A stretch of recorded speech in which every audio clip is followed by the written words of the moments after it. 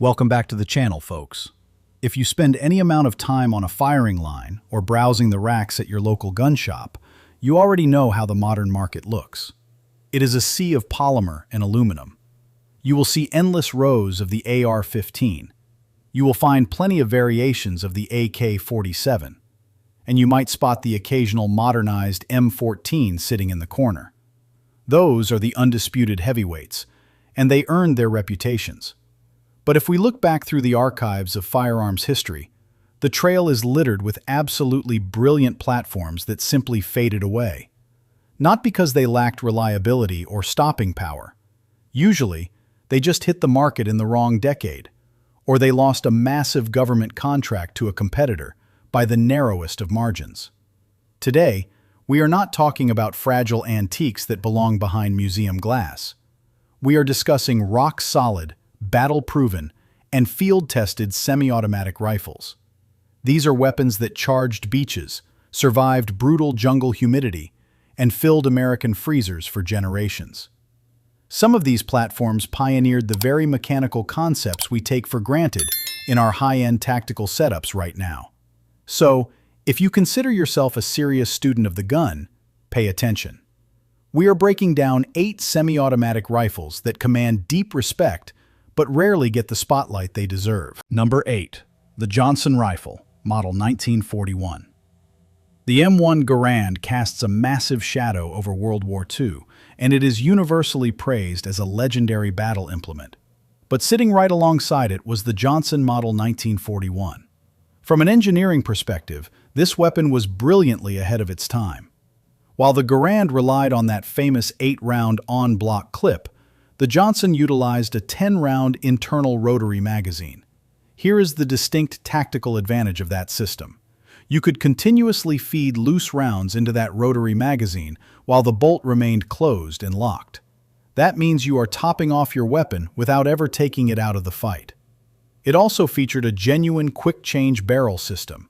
The industry treats modularity like a modern invention, but Melvin Johnson was implementing it before America even entered the Second World War. The action itself was a short-recoil system, meaning the barrel and bolt actually traveled rearward together upon firing before they unlocked. It was an incredibly innovative design, though the reciprocating barrel could be sensitive to the added weight of a heavy bayonet. So, why did the military pass on it? Pure logistics. The defense industrial base was already mass-producing Garands around the clock, and shifting gears would have disrupted supply lines. However, the Johnson did see fierce combat in the hands of Marine raiders in the Pacific Theater, and those operators swore by its performance. More importantly, it utilized a multi-lug rotating bolt.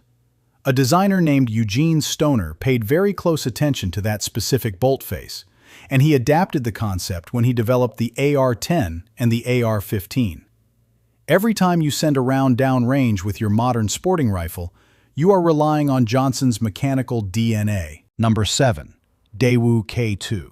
If you mention the Daewoo K2 at your local range, most modern shooters will give you a blank stare.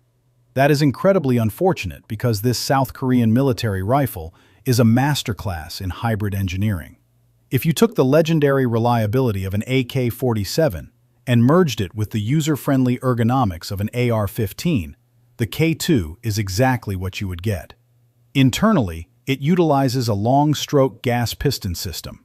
That means it runs exceptionally clean and ignores carbon fouling, much like its Russian counterpart. But the manual of arms is entirely American. The safety selector, the magazine release, and the bolt catch are exactly where you expect them to be.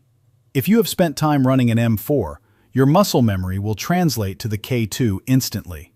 It eats standard Stanag magazines and fires the readily available 5.56 NATO round.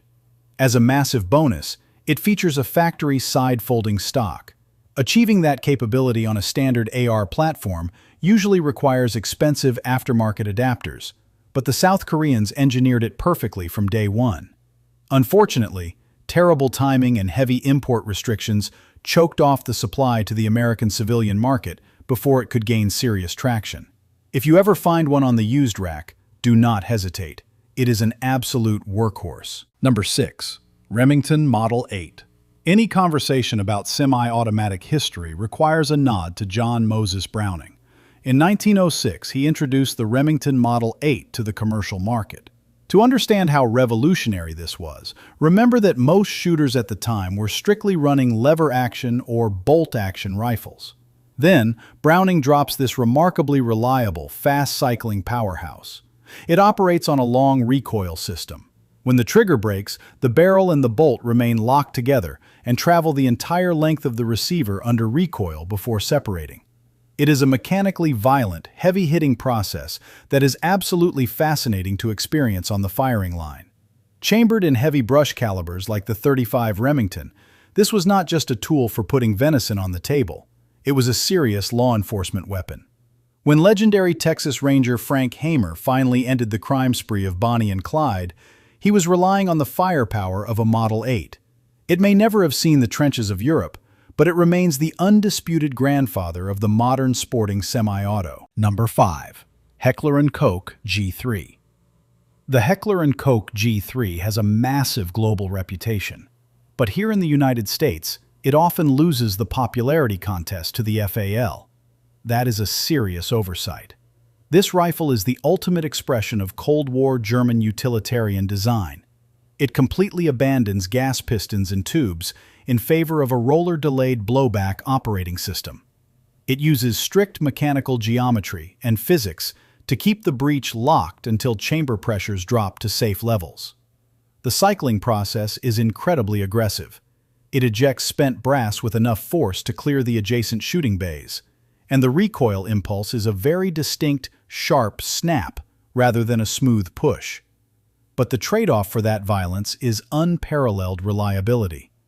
You can expose this weapon to the absolute worst environmental conditions imaginable, and it will continue to hammer out 7.62 NATO rounds without hesitation. Constructed heavily from stamped sheet metal, it lacks the refined ergonomics of a modern carbine. But it is built like a main battle tank, and it functions perfectly in the harshest environments on Earth. Number 4. FN-49.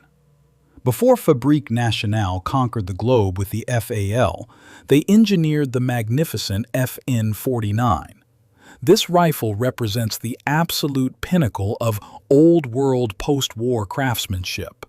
We are talking about flawlessly machined steel matched with beautiful walnut furniture. Internally, it relies on a short-stroke gas piston and a very robust tilting bolt design.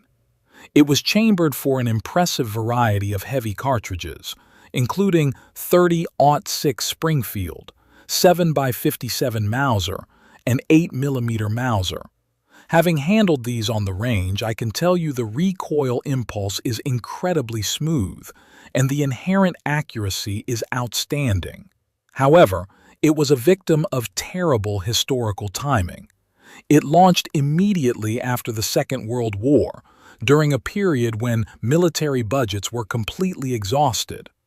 By the time global armed forces were ready to adopt new weapons, the era of the detachable, magazine-fed assault rifle had arrived. The FN-49, with its 10-round fixed magazine fed by stripper clips, suddenly looked outdated on paper. It was the final masterpiece of a bygone era, and today it remains a phenomenal piece of functional history. Number 3. Winchester Model 100. Back in the 1960s, Winchester made a serious play for the American hunting demographic with the Model 100. Aesthetically, this rifle is incredibly sleek and beautifully balanced. It shoulders perfectly, avoiding the front-heavy feel that plagues so many gas-operated sporting rifles. Offered in practical calibers like .308 Winchester and .243, it was built specifically for tracking fast-moving game through dense timber, where quick follow-up shots are mandatory. Despite its excellent handling characteristics, it ran into two massive roadblocks. First, its primary competitor was the Remington Model 742. Remington offered their rifle in the beloved .30-06, and Winchester did not. In the American hunting market, lacking a .30-06 option is a fatal flaw.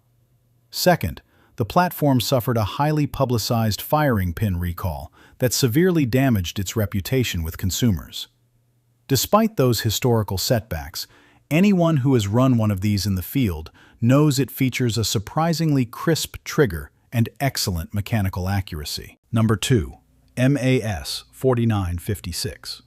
There is a long-standing tradition of mocking French military hardware in the gun community, but those jokes immediately fall flat when you examine the MAS 4956.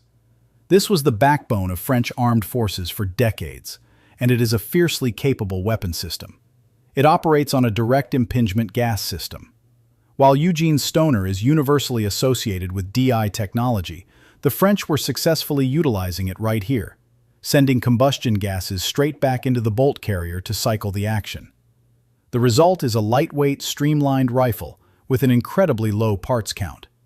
The primary hurdle for modern shooters is the ammunition. It is chambered in 7.5 French, which can be exceptionally difficult to source on commercial shelves.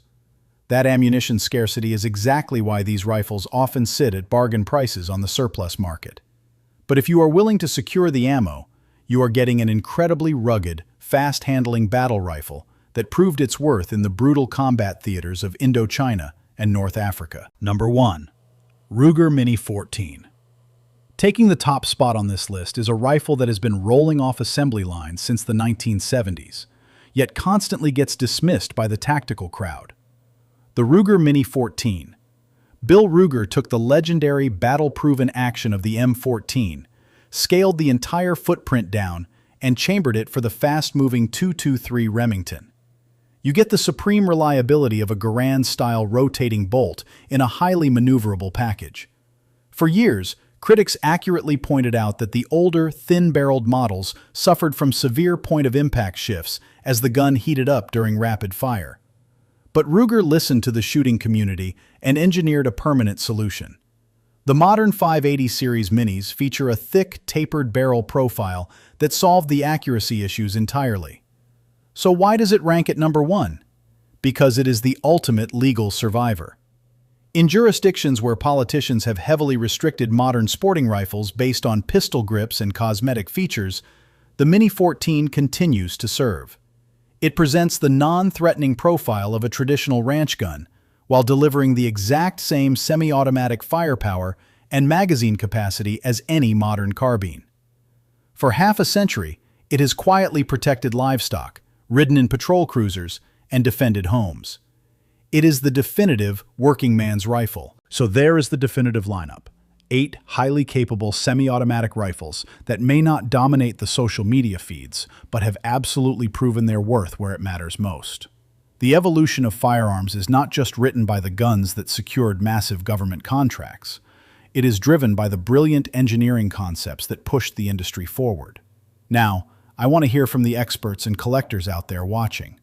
I know someone in the audience has a pristine FN-49 locked in the safe, or is still pulling shifts in the deer stand with a Winchester Model 100. Get down into the comments section and let me know which of these forgotten workhorses is your absolute favorite. Or, tell me what underrated platform I completely left off the list. If you appreciate this kind of deep dive into firearms history and mechanics, do me a favor. Smash that like button. Hit subscribe so you never miss a review, and share this video with the guys you hit the range with. Until next time, train hard, stay safe, and keep your powder dry. I will see you on the firing line.